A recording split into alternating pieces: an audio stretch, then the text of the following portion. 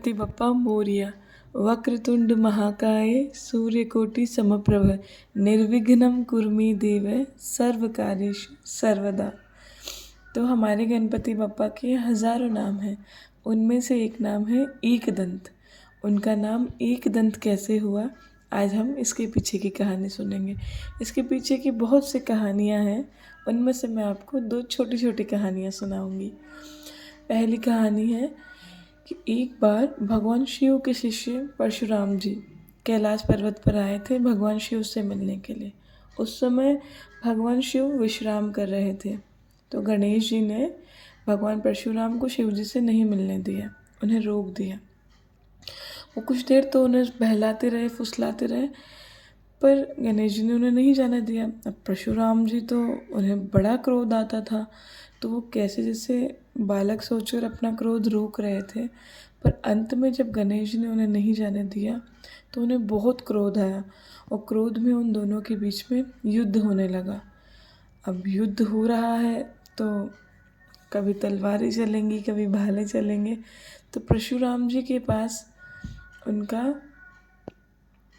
फरसा था जो शिवजी ने ही उन्हें वरदान में दिया था।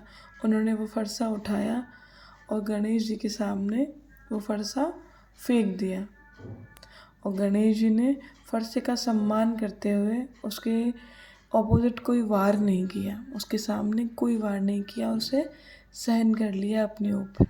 और वो फरसा जाकर गणेश जी के दांत पर लगा और उनका दांत टूट गया, और तब से ही वह एक दंत कहलाए।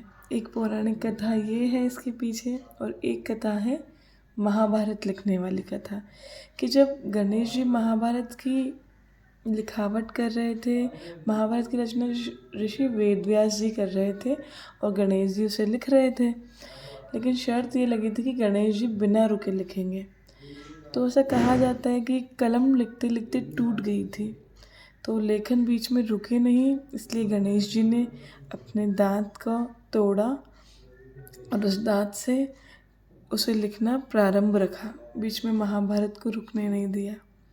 तो ये दो प्रसिद्ध कहानियाँ इसके पीछे हैं हमारे गणपति के एकदंत कहा जाने की। पर इन दोनों कहानियाँ एक ही बात को दर्शाती हैं कि वो कितने बुद्धिमान थे और अपने से बड़ों की वो कितनी इज्जत किया करते थे, कि फरसे का वार वो दे सकते थे विपरीत में, पर नहीं, उन्होंने उसे स्वीकार किया। और वो माफ़ी मांग सकते थे, वो रोक सकते थे महाभारत को लिखना, पर नहीं, उन्होंने अपना दिया हुआ वचन नहीं रुकने दिया। चाहे उन्हें अपना दांत तोड़ना पड़ा, पर वो उसे लिखते रहे। तो बोलिए हमारे एक दंत गजानन गणपति बप्पा की जय हो। गणपति बप्पा मोरया। आपको मेरी कहानियाँ कैसी लगी कमेंट में ज़रूर बताइएगा, और कमेंट में गणपति बप्पा मोरया लिखना ना भूलें।